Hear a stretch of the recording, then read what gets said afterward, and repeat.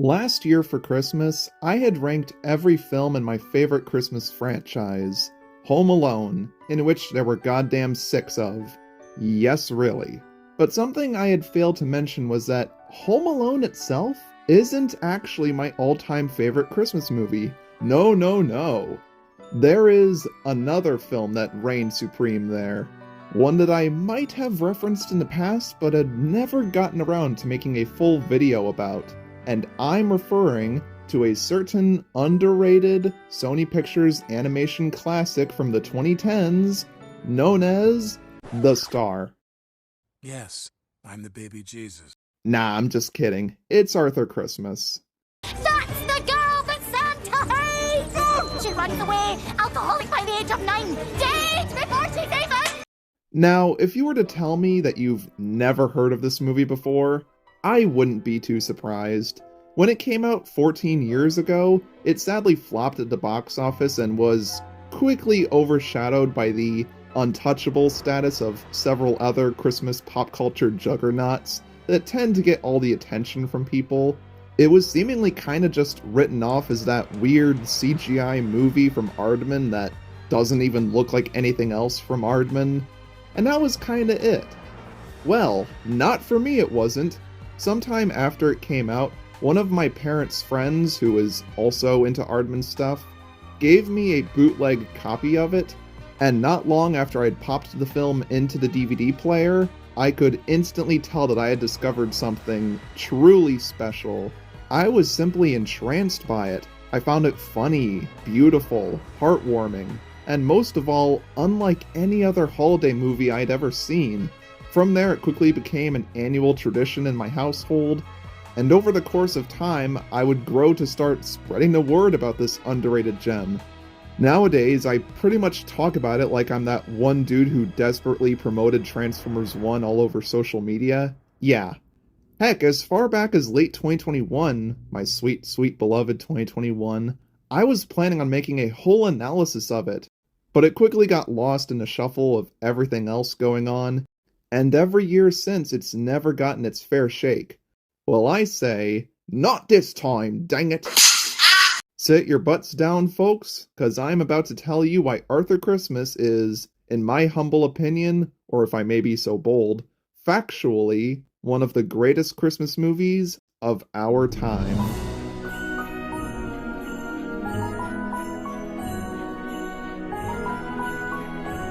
Arthur Christmas is an incredibly unconventional take on the Santa Claus mythos, where Santa isn't just a single entity, but rather a title that gets passed down from generation to generation, and the film dares to answer the very long-held and often dismissed questions everybody has to eventually ask, like, how exactly does this jolly fat guy manage to drop off presents to every child across the globe in one night? Especially with all our modern tech, it ain't the 1600s anymore. Well, that's where Santa's oldest son, Steve, comes into play, who runs Christmas like a business with foolproof military systems, a gajillion elves, and a city-sized camouflaging super sleigh, all at his disposal to make sure that delivering toys is done as efficiently as possible.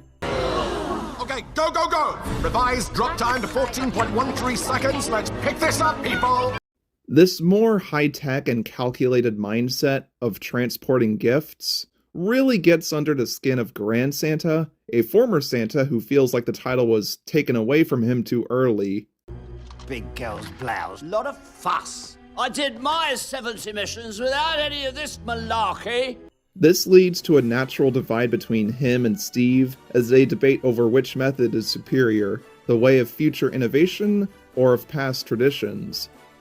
In the middle of all this is Malcolm, the current Santa who, despite his age, still wants to hold on to the title as he fears he will lack any real purpose once he lends the position to Steve. Who would I be? You'd be my Malcolm, dear. He has good intentions, but admittedly doesn't do very much, and when there's a problem, it gets dumped onto Steve, unfortunately. How did you let it happen, Stephen? How did I thought it was your mission. Oh, no, this is your department. But on the sidelines of all this family drama is Arthur, the most overlooked son of Santa who works in the mail department. He's a kind and innocent, if naive soul who means nothing but the best for everyone. I just want it to be perfect for every kid. Has an absolute obsession with the holiday, so much so that he treats his own dad like the infallible icon that he is to all the children that he receives letters from. And the only thing that gets him down is when somebody else doesn't get to experience the joy of Christmas morning. And he will go to the ends of the earth if it means helping someone in need, which is exactly what he does when a bicycle ends up not being delivered to this one child. When it seems like all hope is lost, he gets help from Grand Santa and a rapping elf named Bryony. Automatic toot guns! Doggy, bad doggy! Laser-guided scissors! To deliver the gift using the old sleigh and reindeer in time before morning. Now, to say that Arthur Christmas is an incredibly clever film would be an understatement. The film's story really is derived from a personal conflict, not just an external one. Besides the inciting incident and a few obstacles along the way, the entire plot is based around the characters' differing mindsets and the disagreements that spawn from that, making it feel a lot more organic, nuanced, and emotional than some overplayed, "the true meaning of Christmas was inside us all along," or "the spirit of Christmas is dying, we must defeat Krampus or the entire earth will blow up." No, it's just a bunch of people who love each other, but they argue, like any other family.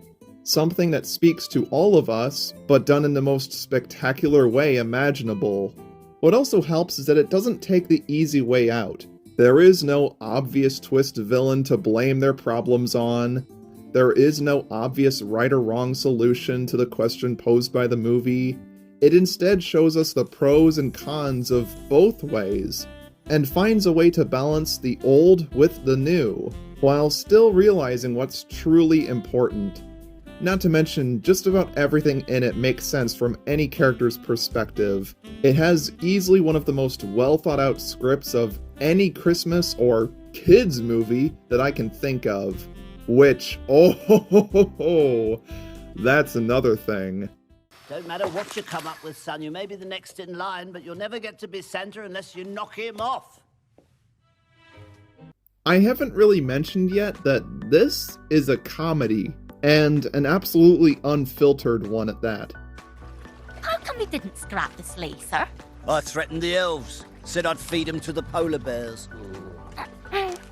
Like a Lord and Miller film, Arthur Christmas has a very high-energy, rapid-fire pace at delivering jokes, meaning there's never a dull moment, but always a ton of things you didn't notice the first time. I've got to wrap the demo. Converting milk and cookies to biofuel. On every rewatch, you'll find some new little detail in the background, or think harder about how clever some quick zinger was. There is a way. It's impossible. They used to say it was impossible to teach women to read. This is a film that only gets better the older you get and the more you inspect it. Arthur Christmas is the gift that keeps on giving. I get so excited hearing people's first-time reactions to this, as they're just left in stitches, scene after scene. Grand Santa especially tends to have the most out-of-pocket lines out of everybody.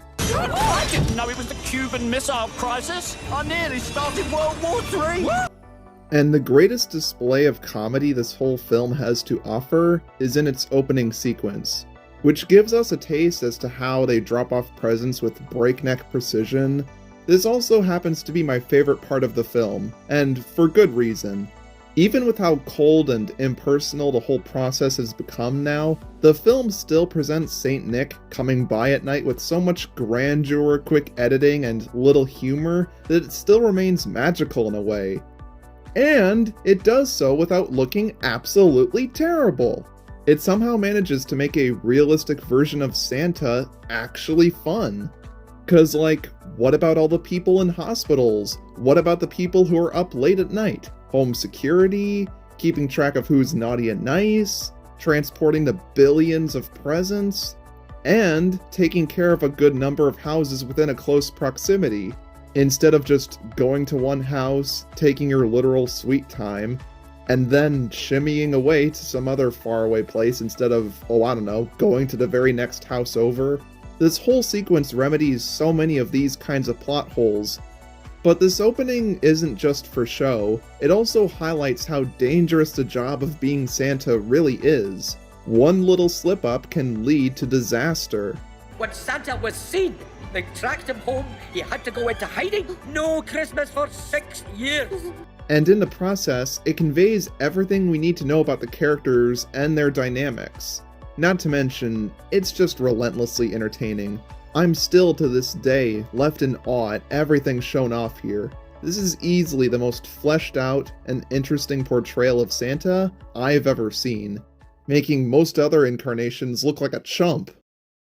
Despite being about 15 years old, this movie still feels fresh and modern and new. Not just because its graphics and comedy have aged phenomenally, which they have, but also because its commentary on people's nostalgia blindness and our over-reliance on technology have both become increasingly relevant lately, for reasons I'm not getting into. And on top of that, it lacks anything seriously dated or obnoxious in it, which is impressive for 2011, and for a Sony animated movie too. Seriously, did we all forget what they used to make pre-Spider-Verse? Good lord. But what I'm trying to get at here is that the very core of the movie, what it's truly about, has still remained valuable, regardless of how much the world has evolved. Now, much like how the film's commentary doesn't pick one side or the other, the same applies to the characters. Nobody is 100% selfish or perfect. Grand Santa, for instance, only wanted to go because he secretly wanted the glory of proving everyone wrong. You see, whippersnappers, this is how the old-fashioned way kicks butt. But his actual motivation was to just remind people of his own legacy, and he even has a change of heart by the end. Malcolm, meanwhile, discovers just how much the kids of the world truly depend on him every year, and how he hasn't taken the time to be there for his own kids, especially compared to the true dedication that Arthur has committed to. And so, he takes action in the climax to help find his family. Even Steve, who honestly doesn't want anything to do with this whole wild goose chase, simply doesn't want his loved ones or his whole operation to be compromised. Not to mention his mild resentment towards his dad over the fact that he never really gets recognized for his skills or impressive feats. But I'm not even gonna spoil how he handles everything at the end, because it truly is just that wonderful. I want you to see it for yourselves. But the best character of the whole film is, unsurprisingly, Arthur. He, like Steve, feels unappreciated for his role, but even so, he tries to act as the glue that holds the whole family together, just like what his mom does. But after a certain point, when nearly everyone starts to quit on him, his journey ends up being stuck in a rut, and logical reasoning keeps piling up, Arthur just throws in the towel. He figures that all this effort, all that time expended, nearly getting himself killed, just to make sure some child who doesn't even know him can get some toy in the morning, is a task that's just not worth it anymore. How can it be when his whole viewpoint of the holiday he's so devoted to has been challenged? And when the people who he looked up to as legends just don't seem to care? Night, dear. So at this point, he decides to stop caring too. He's truly fed up with all of it. Honest to God, I think we can all relate to this in some way or another. We all have those moments where we lose hope at accomplishing something, believing it's not worth the energy being expended on it. You ask yourself, what if people judge me? What if they talk poorly about me behind my back? What if they view me in a negative light for this very aspect of myself? I can personally attest to this. Putting yourself out there for a specific purpose, worrying that no one else takes your hyperfixation seriously, it can really bring you down, make you rethink your passions or even entire chunks of your life. But then, at the light at the end of the tunnel, You remember all those pieces of fan art that people will make for you, showcasing that they also have love for the same thing that you do, those sweet little comments left by people who are longtime fans, the encouraging words shared by people you work with or those who know you best. And you find that hope in your heart again, and you jump right back into what you believe to be your calling. And thankfully, the same happens for Arthur too, once he truly understands that It doesn't matter how Santa's gift gets there. Doesn't even matter if it's Mr. Postman in his spaceship. As long as it gets there. Arthur's optimism, determination, and sheer adoration for the holiday season are something I think we can only aspire to have. Against all adversity, nothing will stop Arthur at delivering this present, not even himself, and that's just good writing for a protagonist. Doggo himself here is just so dang likable.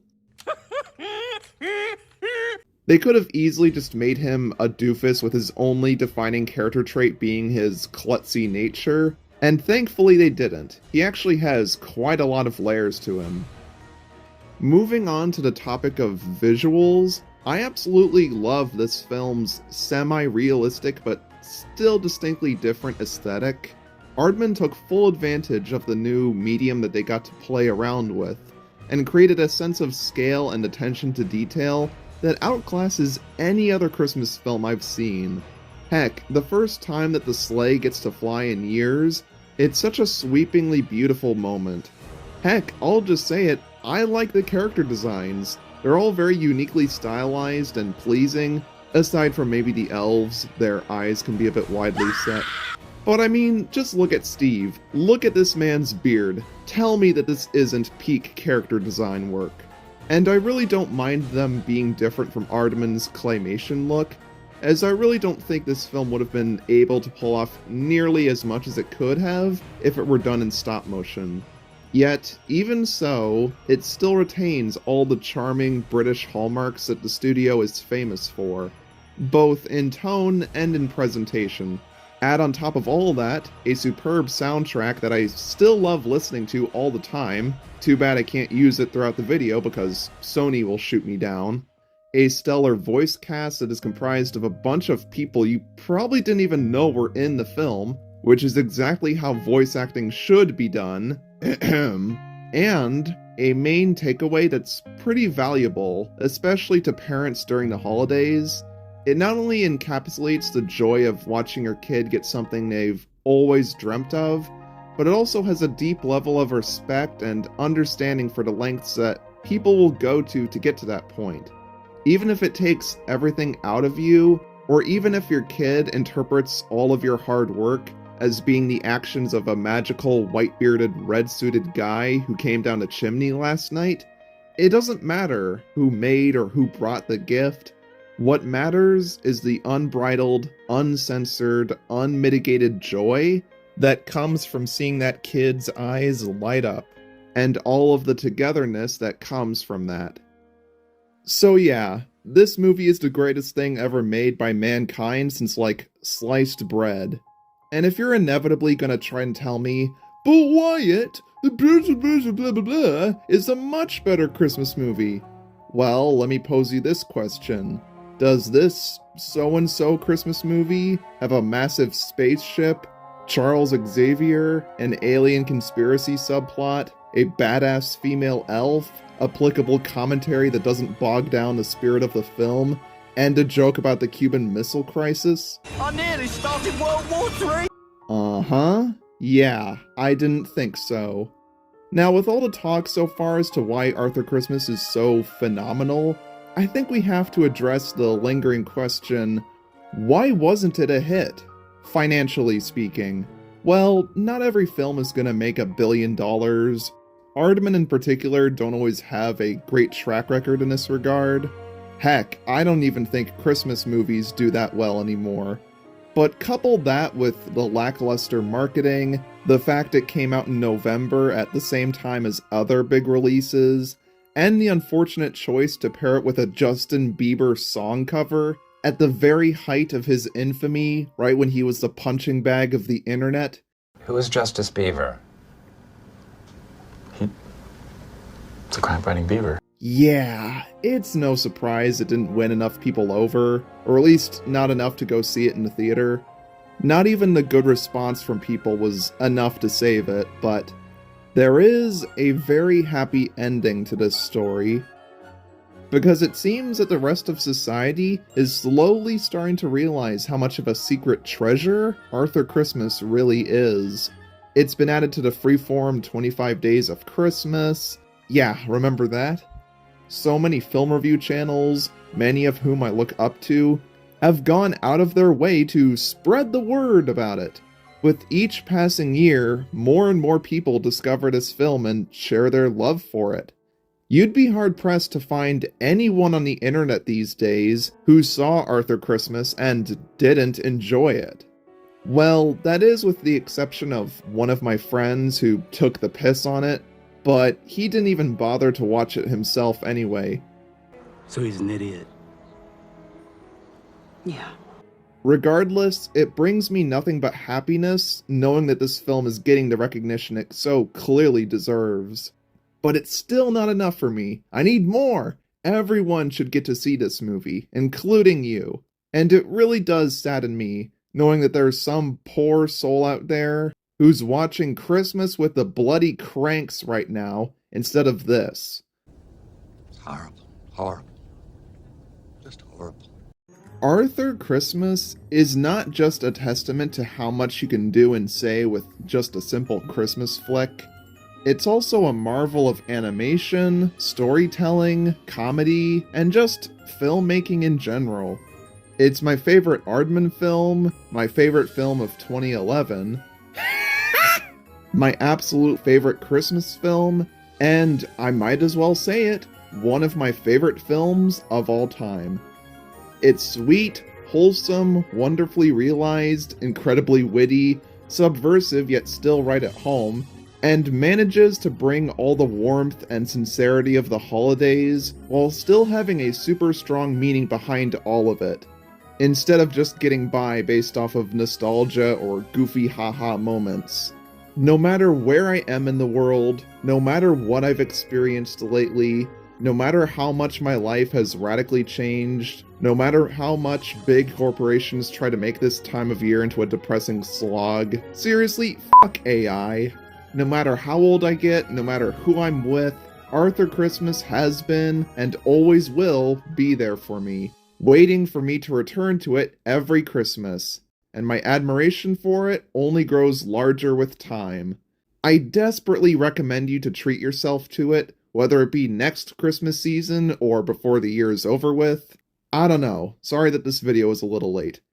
Anyways, happy holidays everyone, and I will see you in 2026.